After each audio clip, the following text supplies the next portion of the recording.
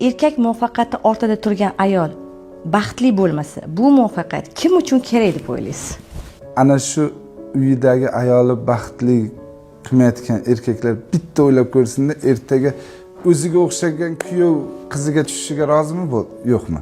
Men avvalo ertaga, meni ham oldimda qizim bor.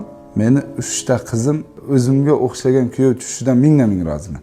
Shu savolga javob berdim. Men masalan qizlarim ertaga Xudo xohlasa shunday baxtli, yaxshi yashashi uchun nima deydi, bir yaxshi o'rnak bo'ldim deb o'ylayman.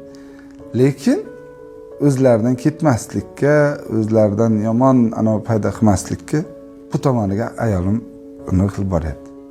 Tarbiya berib boryapti.